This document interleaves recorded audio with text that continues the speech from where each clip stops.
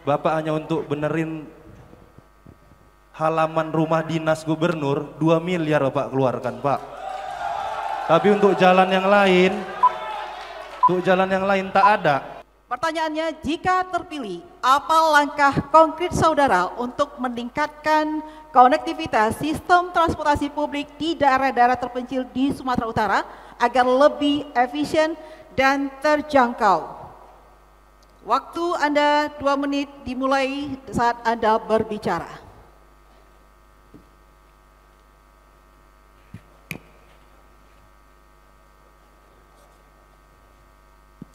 Terima kasih. Untuk konektivitas transportasi massal ini harus kehadiran pemerintah untuk ikut serta menyiapkan ramah lingkungan yang bersifat polusi yang harus kita perhatikan. Yang kedua, konektivitas antar provinsi, antar kabupaten, ini harus benar-benar bisa menjawab kebutuhan rakyat di mana pusat-pusat keramaian. Yang ketiga yaitu perbaikan jalan-jalan yang harus kita perbaiki, mana jalan itu jalan provinsi, jalan kabupaten kota, dan jalan nasional. Ini harus jelas, jangan nanti berbicara jalan itu sampai ke desa-desa, jalan desa pekerjaannya kepala desa, pekerjaannya kecamatan, pekerjaannya kabupaten, bukan urusan gubernur, tapi gubernur mengkoordinir untuk tercapainya itu. Saudara-saudara saya, untuk proses ini kehadiran pemerintah, dia menjadikan loyal. Wali kota, bupati harus ikutin benar. Jangan sembarang mengatur merubah yang akhirnya kemacetan dan kesulitan rakyat di dalam menjalankan kehidupannya sehari-hari. Ini saya mohon dengan segala hormat, dan ini menjadikan benar-benar yang harus kita lakukan terkoordinir, loyalitas, esprit de corps, yang harus bisa kita kerjasama. Saudara-saudara saya, pasti kita bisa kalau kita bersatu, bukan merasa dia yang paling berkuasa di tempat ini. Terima kasih. Baik, terima kasih paslon nomor urut 2. Kini kita ke calon gubernur nomor urut 1. Kami persilakan memberikan komentar atas jawaban calon gubernur paslon nomor urut 2. Waktu Anda 1 menit 30 detik dimulai dari saat Anda berbicara.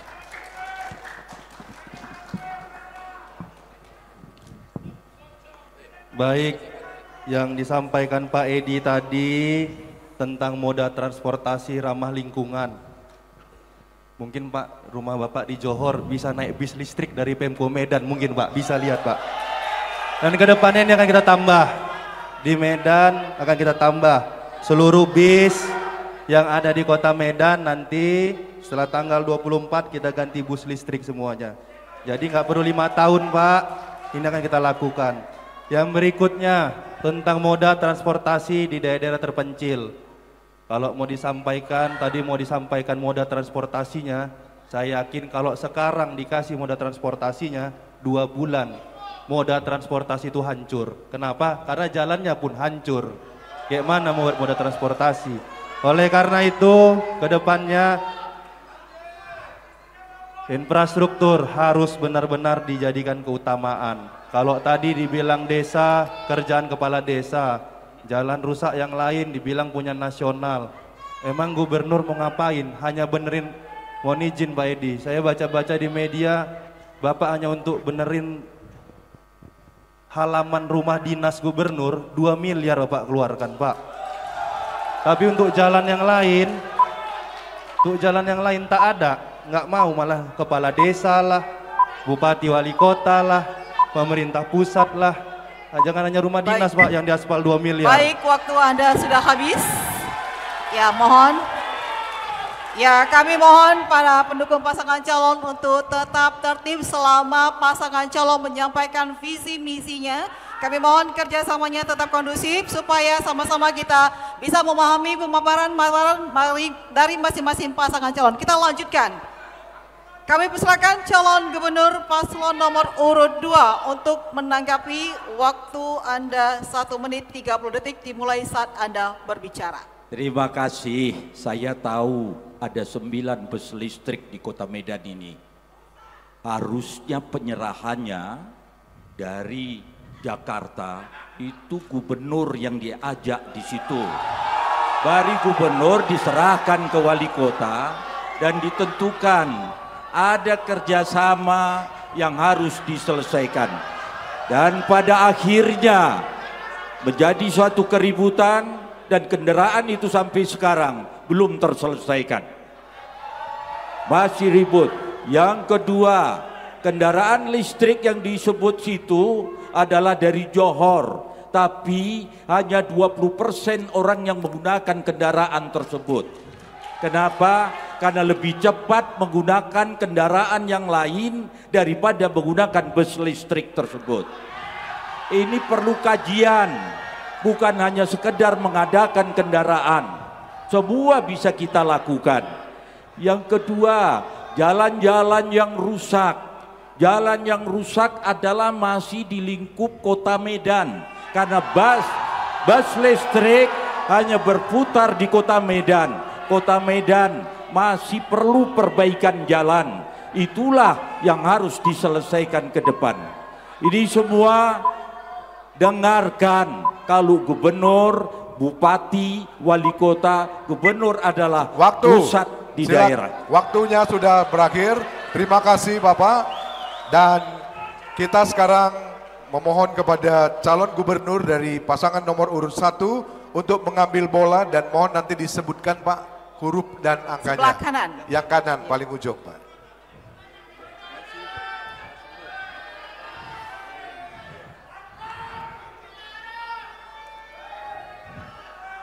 Ya, mohon disebutkan X2. Oke. X2. X2. Oke. Ini adalah pertanyaan X2 dan masih tersegel ya. Kita akan buka. Mohon tenang. Kami harap mohon tenang seluruh pasangan pendukung pasangan calon.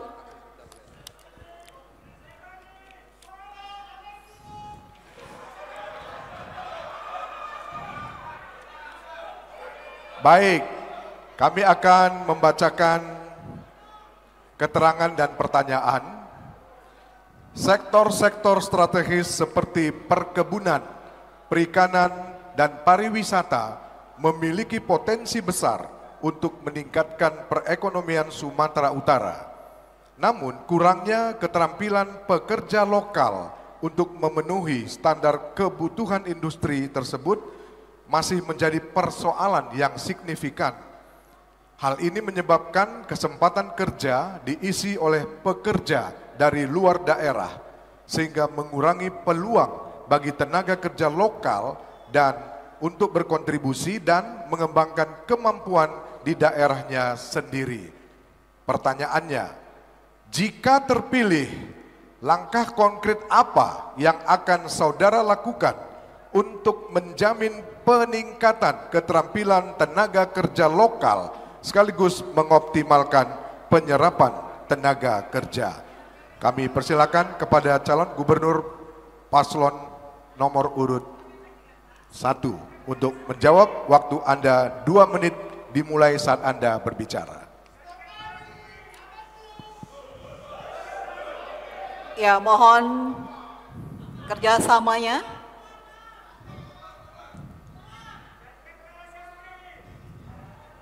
Ya, mohon ya, kita biar langsung dijawab. Silakan paslon. Baik, terima kasih.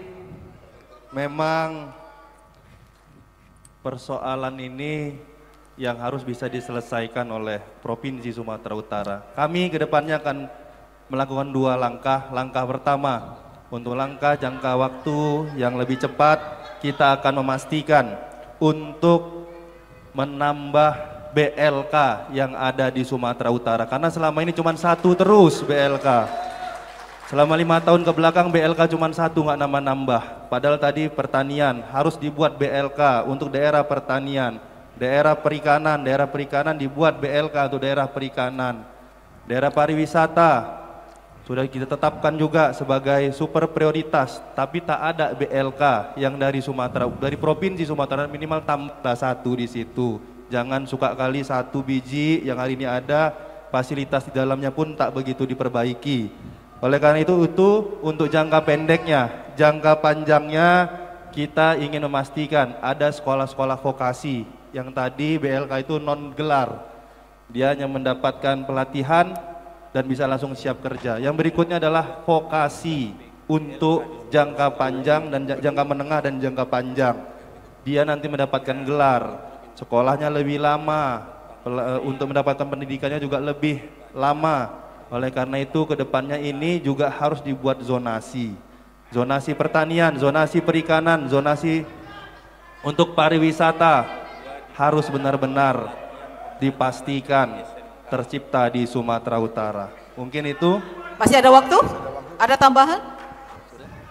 Paslon ya? Baik, terima kasih. Bisa nambahkan? Bisa. Masih ada waktu. Selanjutnya nanti kita akan memanfaatkan aset-aset provinsi yang berada di kabupaten kota untuk bisa kita jadikan bantai latihan kerja. Ya, Demikian. baik. Waktu sudah habis. Ya, waktu Anda habis dan kita ke calon gubernur paslon nomor urut 2. Silakan beri komentar atas jawaban calon gubernur paslon nomor urut 1. Waktu Anda 1 menit 30 detik dimulai saat Anda berbicara. Terima kasih. Memang kan wali kota Medan, jadi baru membaca BLK yang ada di kota Medan. Untuk itu baca data.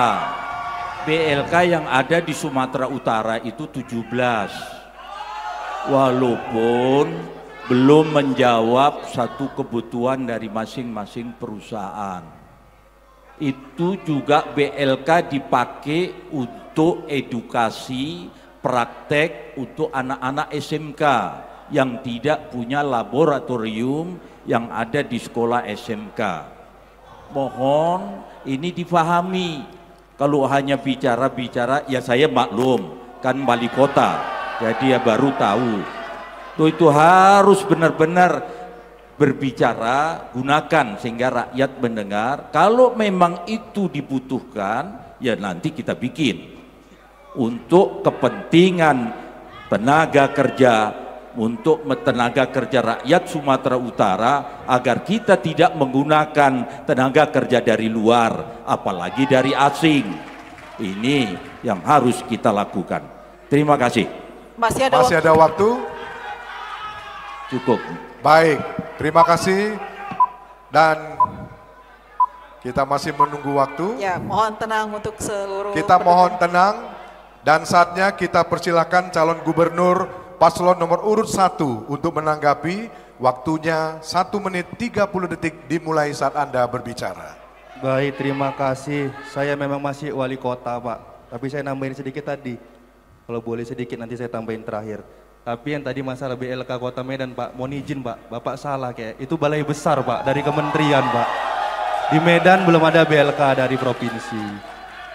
Tolong Pak, bisa kan bedakanlah BLK mana, balai besar mana Pak. Itu mungkin bisa lebih. Memang cuma wali kota Pak, tapi bisa membedakan mana BLK, mana balai besar. Setahu kami memang BLK baru ada di Siantar Pak. Kalau boleh 17 tadi boleh Pak disebutin. Ya minimal 3 lagi Pak di mana yang ada 17 tadi Pak. Tapi di Medan bukan Pak ya, bukan itu, bukan BLK, itu balai besar setahu saya. Terus yang tadi kalau boleh nambahin masih ada waktu ya? Ya masih Pak. Kalau yang tadi Pak. Mohon tenang, mohon tenang. Kalau boleh Pak yang tadi bis listrik itu Pak bukan dari pusat Pak. Kami pemerintah Kota Medan kerjasama dengan pihak swasta Pak.